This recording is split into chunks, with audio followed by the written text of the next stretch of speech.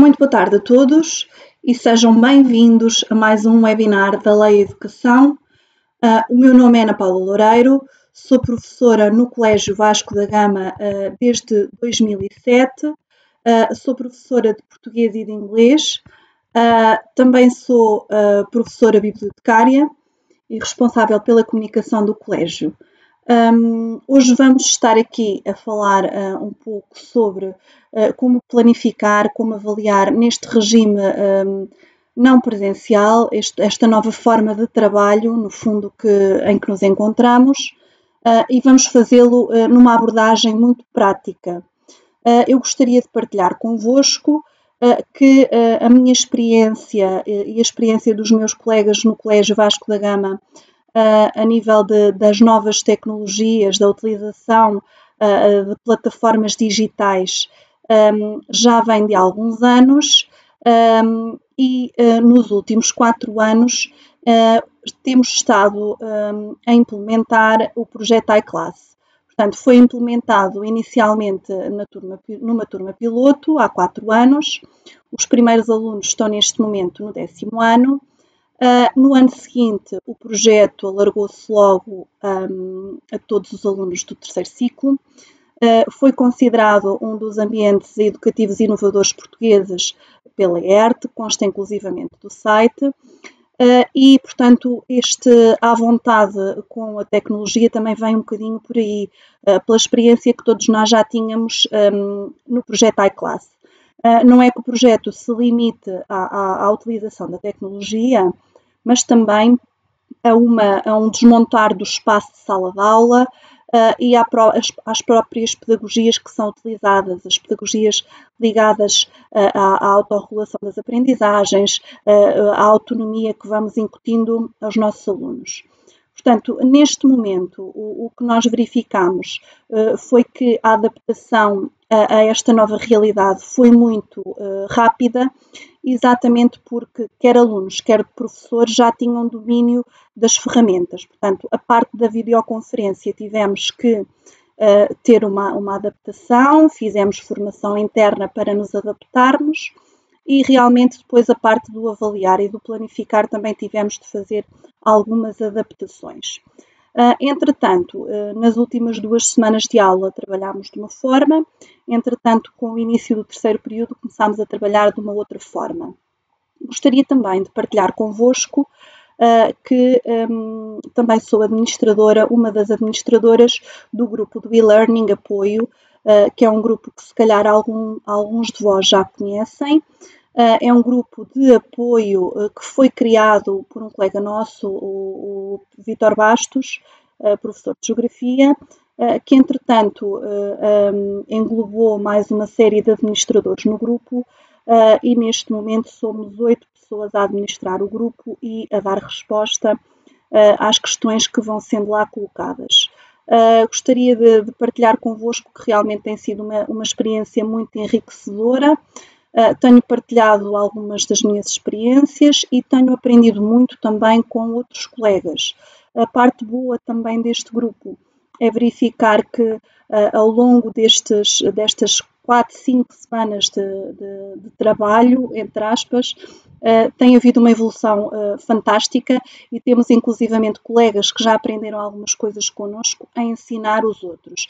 E é este espírito colaborativo que eu acho que deve existir, não só neste tipo de grupos, mas também dentro de uma sala de aula. Ora bem, focando agora naquilo que vamos aqui abordar hoje, vai ser uma abordagem muito prática daquilo que eu faço em sala de aula, até porque eu não sou propriamente especialista em planificação, em avaliação e muito menos em ensino à distância. A minha especialidade é no âmbito das literacias do século XXI. De qualquer forma, julgo que a experiência das últimas semanas e destes 4 anos também no âmbito do projeto iClass me deixaram à vontade com determinadas questões que agora posso partilhar convosco no sentido também de vos ajudar no vosso processo de adaptação a toda esta nova realidade. É neste sentido que eu estou aqui, num sentido de partilha das práticas que têm resultado comigo e com os meus colegas. Ora bem, como sabemos, este contexto atual de ensino não presencial exige uma adaptação no tipo de tarefas e no tipo de atividades que realizamos com os nossos alunos. Não podemos querer transpor o ensino presencial para este tipo de ensino, é completamente impraticável. Portanto, há que simplificar o trabalho que os alunos têm de realizar, simplificar o nosso trabalho também. Há que propor tarefas execuíveis e que sejam feitas num determinado período de tempo. Temos que ser muito claros nas instruções, temos que dar instruções muito concisas, instruções muito simples. Outra coisa que eu considero bastante importante é que, para além dos momentos de trabalho individual que proporcionamos aos nossos alunos, julgo também ser bastante importante criarmos momentos de trabalho colaborativo, até porque em momentos de isolamento social como este, é importante que eles colaborem e que criem projetos em conjunto e os apresentem aos colegas. Outra coisa que, na minha ótica, é essencial é realmente o domínio da plataforma utilizada pela escola por parte do professor. Portanto, a esta altura já todas as escolas terão uma plataforma adotada. Realmente aqui temos que primar pela segurança.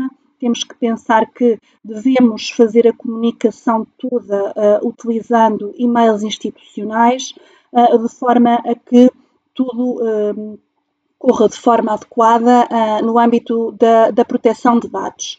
E aqui o essencial será não só a utilização desses e-mails institucionais, mas também o domínio da própria plataforma. Portanto, a plataforma que a escola adotou, o professor deverá conseguir ter domínio sobre ela, até para ajudar os alunos em determinadas fases em que eles vão realmente precisar desse apoio. Continuo a sublinhar que é essencial simplificar. Não se esqueçam que os alunos estão a aceder a estas plataformas também pela primeira vez. Portanto, temos que simplificar ao máximo e utilizar coisas que sejam fáceis de utilizar para os alunos. Em relação aqui ao primeiro ciclo, julgo ser muito importante, no caso das escolas estarem a utilizar o Microsoft Teams ou o Google Classroom ou outra plataforma qualquer, consigam juntar no mesmo sítio, no fundo, na mesma sala de aula, no mesmo espaço, quer alunos, quer professores. No primeiro ciclo, na minha opinião, é muito importante que isso aconteça, porque o professor titular tem de ter clara noção do que se está a passar em termos de sala de aula com os restantes professores das atividades. E porquê? Porque os alunos não são tão autónomos, porque também teremos aqui os pais a ter que dar algum apoio, e se realmente o professor titular de turma tiver noção de tudo o que se passa na sala de aula de virtual da sua turma, com certeza que poderá dar um maior apoio, quer aos alunos, quer aos pais. Relativamente ao ensino básico e ao ensino secundário, aqui julgo que será essencial cada turma barra professor, barra disciplina, ter o seu espaço de trabalho, que deverá ser um espaço apenas de uma disciplina para que tudo corra de acordo com o que é adequado. E aqui, mais uma vez, o diretor de turma terá um papel fundamental na monitorização das tarefas que são propostas à turma, no contacto, no estabelecer o contacto com alunos, com colegas e com os próprios encarregados de educação. Uma das coisas que nos tem ajudado muito é a planificação semanal disciplinar. Por uma questão muito simples. Nós fazemos as propostas de trabalho à turma por semana, a turma fica a perceber o que é que tem que fazer e realmente os alunos conseguem gerir o seu tempo, o que os torna, no fundo, autónomos. Estamos a falar de alunos de terceiro ciclo, atenção. Portanto, aqui o que nós colocamos na planificação semanal serão também as questões de tempo e de espaço, no fundo. Portanto, quando é que tem sessões de videoconferência, quando é que tem sessões para trabalho autónomo, e mantemos sempre um local que será o local da turma, o espaço digital da turma, onde podem a qualquer momento colocar dúvidas e colocar questões que posteriormente serão respondidas ou por colegas ou pelo próprio professor. Obviamente que esta planificação semanal tem muitas vantagens, na minha ótica, permite uma melhor organização do trabalho, quer para os alunos, quer para os professores. No caso dos alunos de primeiro ciclo, pode ser vantajoso também os pais terem acesso a esta planificação, porque desta forma poderão organizar melhor as suas vidas, até porque neste momento estaremos todos em teletrabalho e haverá uma dificuldade em gerir inclusivamente os dispositivos móveis. Por outro lado, os alunos que têm mais dificuldades poderão aceder aos conteúdos que vão ser lecionados antecipadamente e isso pode ser uma vantagem também para eles. Por outro lado, o facto dos alunos acederem com facilidade aos conteúdos da semana faz com que possam ter uma determinada autonomia que com certeza lhes vai aqui dar muitas vantagens. Poderão realizar o seu próprio trabalho, o seu próprio horário de estudo, de acordo com a proposta semanal que o professor realizou. Por outro lado, e para o professor, facilmente verifica quais foram as tarefas que o aluno realizou. No meu caso, eu distribuo páginas do OneNote embutidas nas tarefas do Teams e facilmente verifico se os alunos concluíram a tarefa ou não. Eu facilmente, à distância de um clique, no fundo, consigo verificar se o aluno completou ou não as tarefas da semana. Mesmo que tenha mais do que uma tarefa, no fundo, se tiver um vídeo, por exemplo, e um texto para eles fazerem, essas duas tarefas estão na mesma página do OneNote e aí eu facilmente consigo verificar se as duas tarefas foram realizadas. Temos aqui claramente uma avaliação centrada no aluno, no feedback que o professor vai dando relativamente ao seu percurso e no fundo o aluno vai fazer a gestão do seu processo de acordo com o feedback que o professor vai dando e eu julgo que realmente esta parte é essencial. Eu aqui tenho um exemplo, é um exemplo de uma aula de nono ano, da Alta Barca do Inferno. Portanto, em trabalho autónomo, os alunos tiveram de visualizar um vídeo da RTP Ensina, tiveram de fazer um resumo durante a visualização, tudo na mesma página do OneNote, portanto, tiravam as notas e posteriormente faziam o resumo com o máximo de 200 palavras.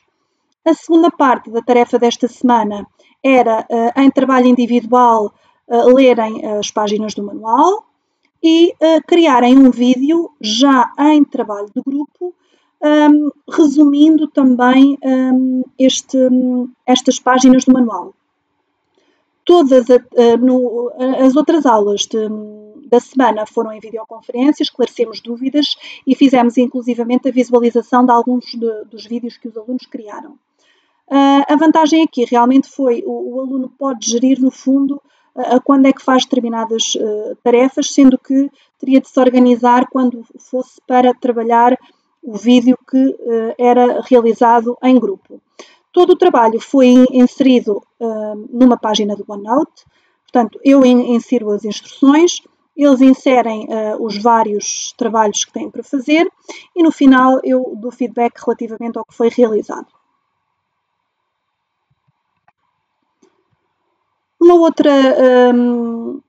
Uma outra característica que eu considero muito importante é realmente uma organização interdisciplinar. É essencial que os nossos alunos percebam que as disciplinas estão relacionadas umas com as outras e como é que isso se faz, obviamente, com projetos interdisciplinares. Já se fazem em ensino não presencial, em ensino presencial. Em ensino não presencial também será possível de realizar. Portanto, obviamente que para haver esta organização interdisciplinar tem de haver muita colaboração entre os professores e destes com os seus alunos. Desta forma, com esta organização interdisciplinar, os professores têm noção do que está a ser realizado dentro daquela turma ou dentro daquele ano. Por exemplo, nós já levámos a cabo um projeto interdisciplinar e interturmas, em que na tarde de sexta-feira as turmas trabalhavam de forma colaborativa, os grupos foram constituídos com alunos das várias turmas e dessa forma, portanto, não era só interdisciplinar, era também interturmas. Também é algo que pode ser muito bem aplicado neste tipo de ensino. Claro que sempre que pensamos em atividades interdisciplinares, pensamos no desenvolvimento efetivo de competências, que é para isso que nós aqui estamos. Portanto, será uma forma também de manter os alunos focados, interessados, motivados, porque no fundo estão a perceber a interligação que existe entre os conteúdos das várias disciplinas. Isso é bastante importante de nós motivarmos. Novamente, o diretor de turma e, no caso do primeiro ciclo, o professor titular de turma tem um papel determinante, quer na promoção destas atividades, quer depois na própria monitorização. Serão, no fundo, o ponto de contacto entre todos os professores da turma e com os alunos. Relativamente às plataformas e instrumentos, ferramentas de avaliação, são várias. Já sabemos, eu vou aqui fazer uma distinção primeiro entre a avaliação em videoconferência e a avaliação em sessões que são assíncronas. Portanto, quando estamos a avaliar em videoconferência, é perfeitamente possível conseguirmos fazer uma avaliação da qualidade da participação do aluno no debate.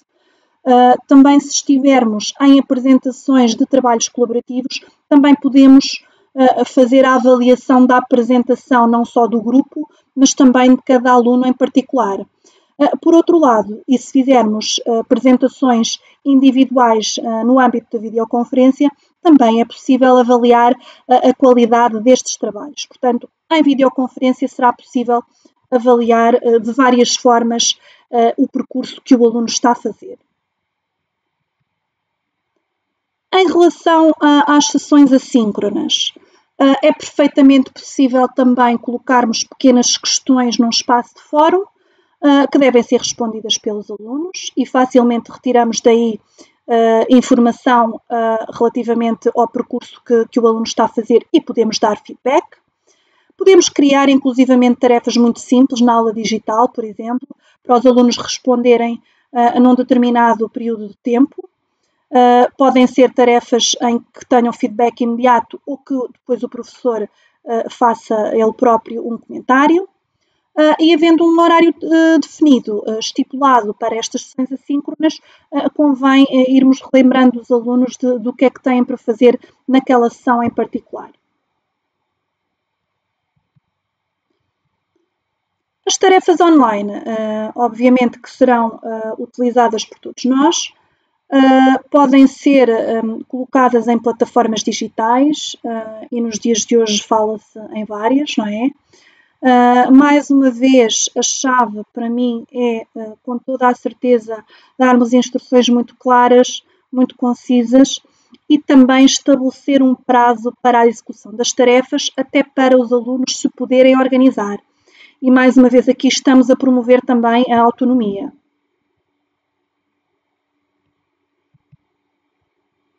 A aula digital será um exemplo de uma plataforma que tem manuais, tem recursos, tem forma dos alunos treinarem para testes, tem as salas, para o caso no caso de pessoas que tenham criado a sala, tem a zona dos testes que criamos para as turmas e tem as aulas que também vamos criando.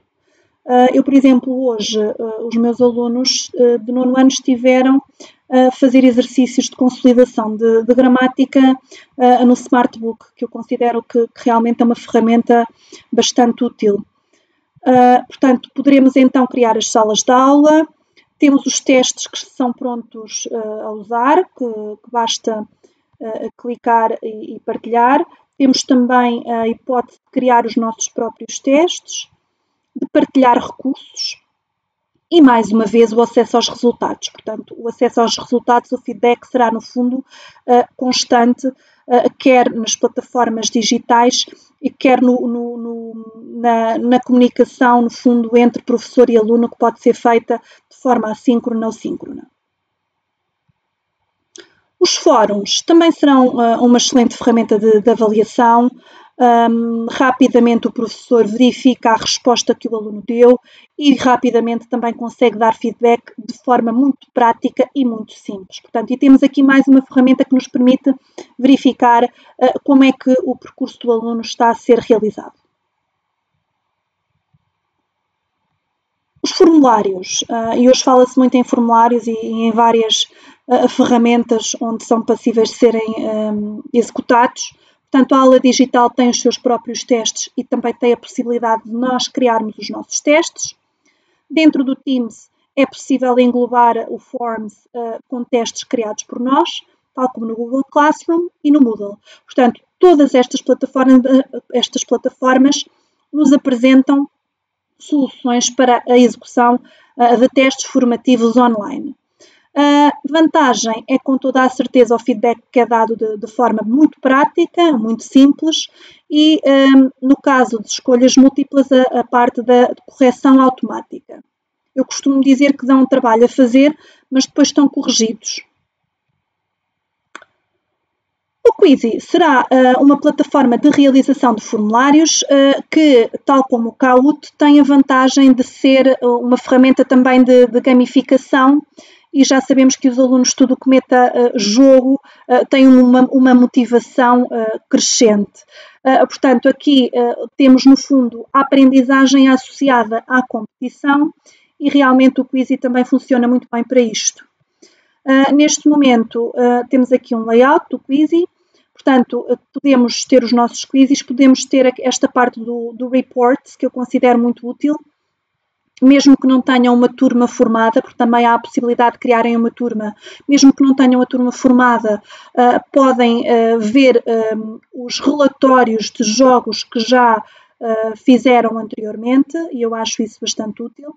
Também acho que podem muito bem procurar quizzes que sejam públicos, os meus, por exemplo, são todos públicos, e facilmente encontram já muitas coisas já feitas, que podem utilizar. No meu caso, tenho utilizado, desde que estamos em isolamento, tenho utilizado o Quizy durante as videoconferências. E como é que eu faço? Faço a partilha do link do jogo no chat da videoconferência, os alunos acedem, respondem e depois vou fazer partilha de tela com os resultados. Que é sempre aquele momento em que vem o pódio e os alunos acham muita piada a isso. Depois, no final, faço o download do Excel que é produzido e partilho no espaço da turma. Também é possível fazer a marcação de trabalho de casa a partir do Quizy. Ultimamente, e várias plataformas fizeram tiveram esse cuidado, no fundo, nomeadamente a Leia, que foi abrirem determinadas vertentes que anteriormente só eram pagas, só estavam disponíveis para as versões premium, e realmente o Quizy também abriu uma série de opções que anteriormente não existiam. Neste momento temos também, para além da possibilidade da escolha múltipla, temos mais uma série de possibilidades de questões que também são muito úteis. É uma questão de cada um dos professores que utiliza, fazer realmente uma pesquisa e ver quais são as que mais lhe interessam para o tipo de teste / tarefa que vai propor aos alunos. Também pode ser atribuído como tarefa para realizar durante um maior período de tempo. E o link pode, inclusivamente, também ser partilhado nas plataformas como o Teams e o Classroom. Aqui temos as várias hipóteses, portanto, temos o Play Live, que é o que eu costumo fazer na videoconferência, tem o Assign Homework e também tem o praticar a título individual. O Kahoot é uma outra plataforma de gamificação, toda a gente conhece, com toda a certeza. É uma forma simples e muito prática também de realizar a avaliação formativa, tal como o Quizy. Pode ser jogado ao vivo também, com todos os alunos.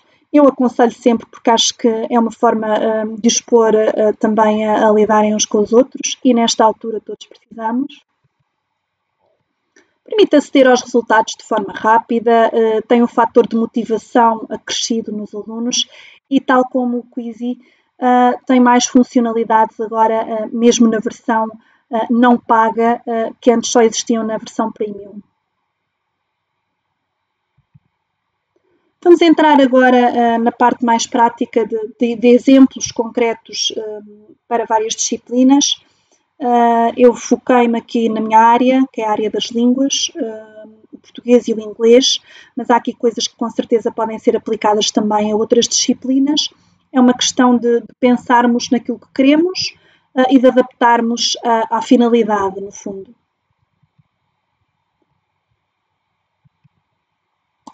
Os formulários são passíveis de serem aplicados para verificar o percurso do aluno em várias situações.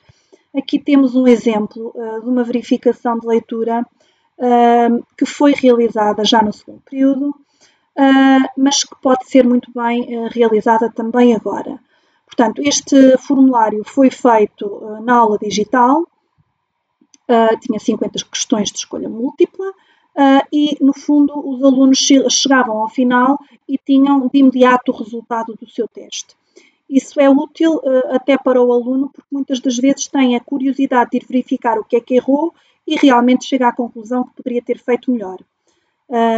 Por outro lado, para além da verificação de leitura, a compreensão do oral também é muito fácil de realizar em formulário, portanto pode ser um formulário já com um áudio inserido e fazerem os alunos a determinada hora, podem marcar como tarefa, podem marcar só para determinada hora, como podem também fazer numa videoconferência, partilhando o ecrã com o áudio, portanto há várias formas de o realizarem. Uma outra coisa que eu já utilizava os formulários para fazer e que agora continuo é a ficha de leitura. Portanto, os alunos podem fazer a ficha de leitura da leitura autónoma que estão a realizar num formulário. Claro que agora já não será um formulário de escolha múltipla, é um formulário de resposta aberta e aí eu já terei de fazer uma correção automática, uma correção manual, peço desculpa. Ao contrário deste de escolhas múltiplas, que será uma correção automática, a ficha de leitura já implica uma correção manual. Mais um exemplo do uso de um formulário. Neste caso é uma interpretação de um texto poético, uma atividade muito simples, portanto os alunos tinham que ler o poema do manual e depois responder a um questionário. Este questionário tinha respostas abertas e respostas fechadas, ou seja, as respostas fechadas eram corrigidas de forma automática, as respostas abertas tinha que ir a cada um dos formulários e corrigir e dar feedback às questões. Os exercícios de gramática também facilmente podem ser realizados num formulário deste género. Este aqui, neste caso, é um Forms. Os vídeos e os áudios também serão excelentes para a avaliação da expressão oral. Facilmente o professor solicita a um aluno para criar um PowerPoint, gravar o áudio dentro do PowerPoint. Pode fazer, por exemplo, uma gravação sobre um quadro e pode muito bem exportar esse PowerPoint para MP4 e fica ali com um vídeo, com áudio, com imagem, em que pode avaliar muito bem a expressão oral e não só. Portanto, o aluno ao criar um PowerPoint, inserir o vídeo, fazer um comentário sobre uma tela, com certeza que está a utilizar muito mais competências do que apenas a expressão oral. A leitura autónoma também poderá ser aferida através de um vídeo, portanto podem muito bem solicitar aos vossos alunos que criem um vídeo sobre a leitura autónoma que estão a realizar. A própria leitura obrigatória também poderá ser muito bem avaliada através de um vídeo que o aluno produz, resumindo ou dando a sua opinião relativamente à leitura que realizou. Outra parte que também poderemos fazer é a avaliação também da parte do speaking nas línguas. Com as ferramentas partilhadas que estão ao dispor dos nossos alunos, facilmente num PowerPoint ou num Word partilhado, os alunos inserem áudio e criam diálogos que podem muito bem também servir de avaliação para a componente de speaking. Aqui, para avaliação da expressão escrita, para mim, as ferramentas de eleição realmente são o Word e o OneNote. Aqui temos um exemplo da passada sexta-feira. Portanto, durante a semana eles tinham que fazer uma expressão escrita e na sexta-feira, durante a videoconferência, eu fui dando feedback até em reunião mais privada. Os alunos a turma estava a concluir as tarefas da semana e eu ia chamando um a um para dar feedback relativamente ao texto e para eles realizarem ali uma série de melhorias. Fui anotando o próprio texto, até para os alunos ficarem com algumas dicas. O passaporte de leitura também é muito bem possível de ser realizado em Word ou em OneNote. Ficará ali o registro das leituras que os alunos vão fazendo ao longo do período. E a própria interpretação do texto, já tínhamos falado que é possível de fazer em formulário, mas também pode ser feita num Word, num Google Docs, que facilmente o professor verifica as respostas que o aluno deu. O Kahoot e o Quizy, para mim, são bastante úteis, quer para a revisão e consolidação de conteúdos gramaticais. Já tive, por exemplo, a nível do português, as orações costumam ser sempre difíceis de incutir, no fundo, e os alunos são os primeiros a pedirem para voltar a fazer o quiz das orações. Porquê? Porque gostam realmente de fazer o formulário exatamente por aquilo que já falámos há pouco, a parte da gamificação que está associada. Também é uma boa forma de realizar a verificação de leitura. Eu este período, para além de ter o Forms que vou realizar sobre o Leandro Rei da Ilíria, vou também realizar um jogo mais pequeno também para aplicar ao 7º ano. Relativamente às expressões artísticas, não é propriamente a minha área, mas o grupo de português do meu colégio costuma trabalhar muito em colaboração com o grupo de artes e realmente arranjamos ali sempre uns pontos em comum em que conseguimos colaborar. Eu julgo que isto também será o que acontece a nível de outras escolas. Portanto, mais uma vez, entram os projetos interdisciplinares e que podem aqui ser avaliados em diversas vertentes. O professor de EV pode avaliar, o professor de português também, o professor de inglês, de francês, dependendo dos professores que estão envolvidos no projeto. Podem, por exemplo, pedir para realizarem uma banda desenhada do Leandro Rei da Ilíria e aqui temos logo a educação visual e as línguas, neste caso o português, a colaborarem num projeto interdisciplinar e os alunos fazem um trabalho, no fundo, em que estão aqui a utilizar várias competências e, no fundo, a corresponder às necessidades de duas disciplinas e a mostrar como é fácil com várias competências, executarem uma determinada tarefa. Uma outra coisa que se pode realizar são as ilustrações de contos, de peças de teatro. Neste caso, o exemplo que aqui temos é uma ilustração que foi feita já no ensino presencial e já foi em 2018, mas é um projeto que eu faço todos os anos. E que realmente funciona muito bem. Os alunos têm de fazer uma ilustração imaginando o Cavaleiro da Dinamarca e depois partilham num Padlet e depois há inclusivamente a parte da votação para a melhor imagem. É um projeto que pode muito bem ser aplicado noutra obra qualquer. E a avaliação, obviamente, aqui é feita num Padlet que é partilhado e conforme os alunos fazem isto em aula, podem muito bem fazer neste período de isolamento. Aqui temos também o envolvimento da componente prática com recurso, por exemplo, a materiais que os alunos têm em casa, podem muito bem fazer pequenos projetos e estamos também a promover a reciclagem. Como é que vamos ter acesso a isso? Os alunos fazem registro fotográfico e partilham connosco. Uma coisa que eu também acho que pode ser bastante interessante é fotografarem a própria construção, a própria evolução do trabalho e terem, no fundo, o portfólio com essa construção e que depois partilham com o professor e com os colegas ou no mural da aula digital, no Padlet, no Wakelet, no próprio OneNote. Portanto, as possibilidades são imensas e dependem, como é óbvio, da ferramenta que cada escola está a usar. A nível das expressões motoras, eu não podia deixar de partilhar o trabalho fantástico que os meus colegas estão a fazer com os alunos, porque eu acho que realmente a prática da atividade física neste momento é extremamente importante. E os meus colegas partilham e promovem estas atividades práticas em videoconferência.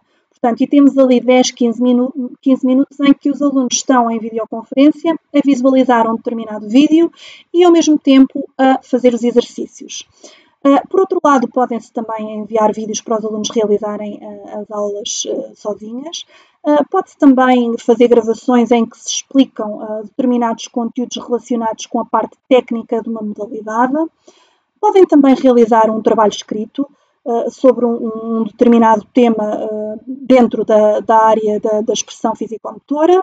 E, obviamente, que aqui também poderá aplicar-se a parte do Kahoot, a parte do quiz e a parte de qualquer um dos formulários e que teremos uma parte, no fundo, mais teórica da avaliação da expressão motora.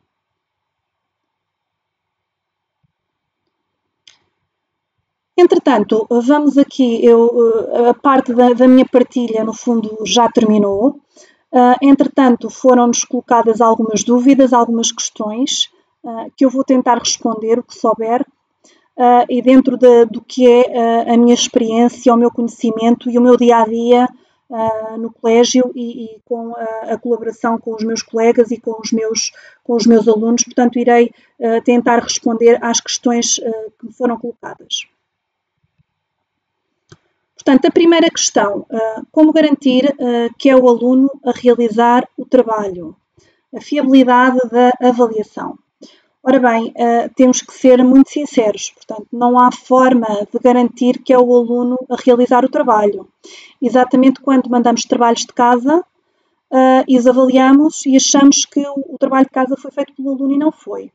Portanto, o que é que poderemos fazer nestes casos? Em sessão de videoconferência, se realmente é assim tão importante verificar se realmente aquele trabalho foi feito pelo aluno, podemos sempre colocar algumas questões para realmente aferir se o aluno sabe mesmo aquilo que à partida comprovou saber, por exemplo, num formulário. Obviamente que depende do tipo de avaliação que estejamos a realizar. E aqui volto a sublinhar a necessidade e a importância de avaliarmos o processo, de avaliarmos a evolução que o aluno está a fazer e de darmos constante feedback às atividades que eles vão realizando.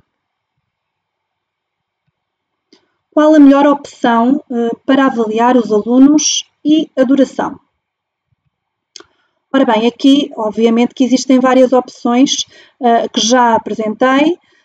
É uma questão de se definir o que é que eu quero avaliar, qual é que é o instrumento adequado e o tempo que os alunos deverão ter para executar aquela atividade, aquele teste, aquela tarefa. Portanto, no fundo, acho que terá a ver com cada situação em particular.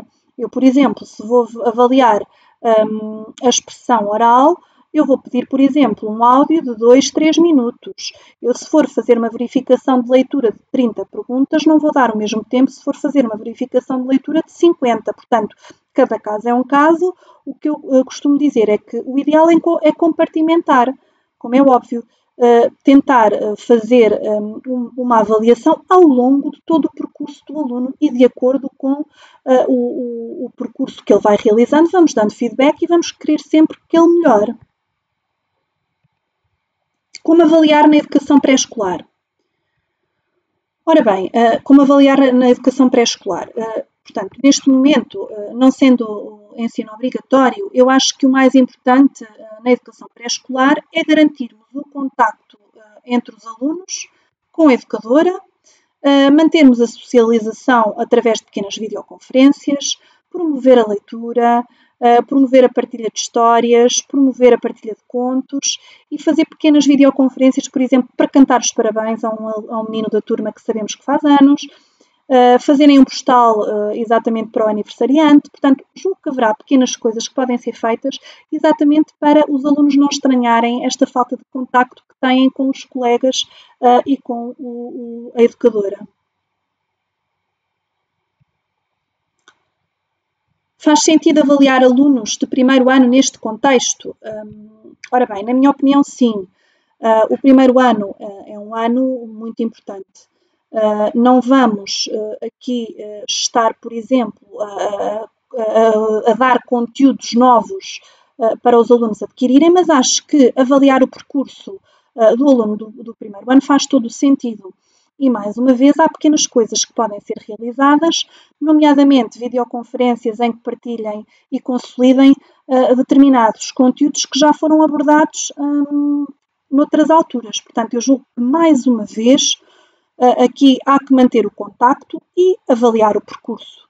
Portanto, ver qual é o percurso que o aluno está a fazer e tentar que não perca um período inteiro em termos de aquisição e de evolução em termos de conhecimentos. Julgo que, no fundo, é tentar que consolidem determinadas coisas que já foram abordadas anteriormente. Como nivelar o peso deste período letivo em relação aos outros? Ora bem, este período, mais uma vez, é para consolidar, é para melhorar aprendizagens de acordo com as orientações da tutela. Portanto, não vamos estar a nivelar, no fundo, vamos estar a consolidar e a tentar melhorar, até porque nem todos os alunos estão na mesma situação e tanto pode haver alunos na mesma turma que acedam a todos os conteúdos, como outros que só podem, por exemplo, estar com o estudo em casa. Portanto, há que verificar que cada caso é um caso e cada pessoa terá de se adaptar à realidade que tem à sua frente. Entre o Kahoot, o Quizy e o Socrative, qual escolher para avaliar? Portanto, para avaliar de forma formativa, não vamos esquecer, para avaliar, para motivar a aprendizagem, qualquer uma destas plataformas pode ser utilizada. O Quizy e o Kahoot têm a parte da gamificação, o próprio Socrative também pode ser bastante útil neste contexto. O que eu acho que devem fazer é utilizar ferramentas que conheçam e, se conhecem as três, podem utilizar as três em diferentes contextos. Que parâmetros avaliar em alunos com medidas seletivas e adicionais? Eu acho que aqui devem ser avaliadas as que já foram definidas anteriormente e devem ser também revistas agora pela equipa multidisciplinar. Que critérios de avaliação se podem usar no ensino à distância e o que deve ser avaliado? Ora bem, eu julgo que os critérios podem ser os mesmos que já foram anteriormente aprovados em conselho pedagógico. Obviamente que vamos fazer uma adaptação à realidade do ensino não presencial. Também haverá, com certeza, algumas exceções em determinadas disciplinas, nomeadamente as disciplinas mais técnicas, mas os critérios aprovados no início do ano letivo pelo pedagógico, com certeza que não vão ser reformulados na totalidade e podem muito bem servir também para o ensino não presencial. O Forms não faz a correção dos questionários, ao contrário da aula digital, do Socrative e do Kahoot. Confirma? Não. Portanto, as questões fechadas do Forms apresentam correção automática. As questões abertas devem ser corrigidas manualmente. Portanto, quer o Google Forms, quer o Microsoft Forms funcionam desta forma. É possível fazer perguntas abertas e perguntas fechadas. As perguntas fechadas têm correção automática. Quando aplicamos um teste, como podemos garantir que não existe fuga de informação entre alunos? Pois não podemos. É impossível garantir, tal como acontece no ensino presencial físico. Portanto, nós em ensino presencial também não conseguimos perceber se o aluno tem uma cábula ou não, ou se tem mais um telemóvel no bolso ou não. Portanto, acho que essa parte nunca vamos conseguir fazer, nem em ensino presencial, nem em ensino não presencial. Ora bem, chegamos então à parte da webgrafia. Tem aqui algumas ligações que eu utilizei para fazer esta apresentação. Muito obrigada pela vossa atenção. Espero que esta apresentação tenha sido útil.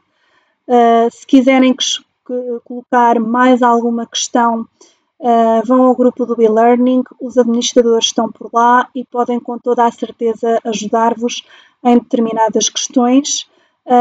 E mais uma vez, muito obrigada pela vossa atenção.